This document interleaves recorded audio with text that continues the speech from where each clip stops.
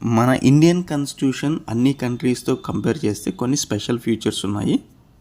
Indian constitution and what is his special features. So మన Indian constitution అనేది ఒక bulkiest written constitution in the world. ప్రపంచంలో ఉన్న constitutions అన్నిటిలో మంది బల్కియెస్ట్ అండ్ రిటర్న్ కాన్స్టిట్యూషన్ అంటారు.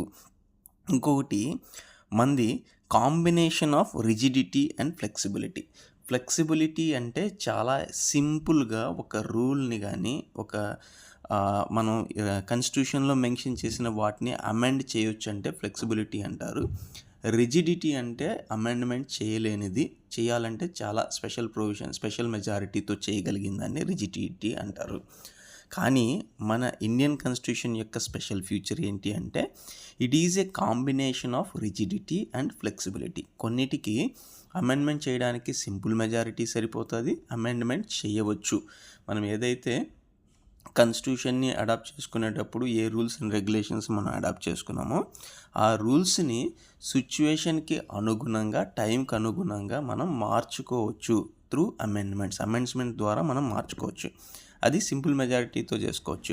కానీ కొన్ని రూల్స్ ఏదైతే ఉన్నాయో దాన్ని అంత సింపుల్గా మార్చడానికి ఉండదు, దానికి స్పెషల్ మెజారిటీ కావాలి. సో దాన్ని ఏమంటారంటే రిజిడిటీ అంటారు. మన Indian constitution is a combination of both rigidity and flexibility. Next మనం యూకే నుంచి తీసుకుంది parliamentary form of government.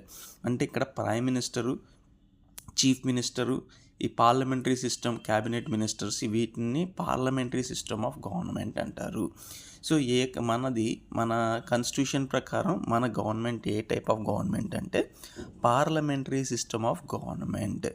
Next federal system with a unitary bias. Federal system ఏంటంటే there is a clear cut distribution of the powers. So మనకి central government ఉంటుంది, state government ఉంటుంది. The powers will distributed equally to the central government. Central government ఏ పని చేయాలనేది క్లియర్గా చెప్పడం జరుగుతుంది, స్టేట్ గవర్నమెంట్ ఏ పనులు చేయాలన్నది కూడా క్లియర్గా చెప్పడం జరుగుతుంది. Next fundamental rights and fundamental duties. మన ఇండియన్ కాన్స్టిట్యూషన్స్లో ఫండమెంటల్ రైట్స్ ఉంటాయి, ఫండమెంటల్ డ్యూటీస్ అన్నది మనకి ఉంటాయి. Direct principle of the state policy, integrated and independent judiciary. ఇది చాలా ఇంపార్టెంట్. మన జ్యుడిషియరీ అనేది independent, single citizenship, emergency power, universal adult franchise. ఎవరికైతే మనకి 18 years కంప్లీట్ అయిన ప్రతి వ్యక్తికి జెండర్కి సంబంధించి కాకుండా దేన్ని బయాస్ లేకుండా ప్రతి ఒక్కరికి ఓటు హక్కు కల్పించడం జరుగుతుంది. క్యాస్ట్ కానీ, గ్రీడ్ కానీ, రిలీజన్ కానీ, రీజన్ వీటి ఏం సంబంధం లేకుండా ఓటు హక్కు కల్పించడం జరుగుతుంది.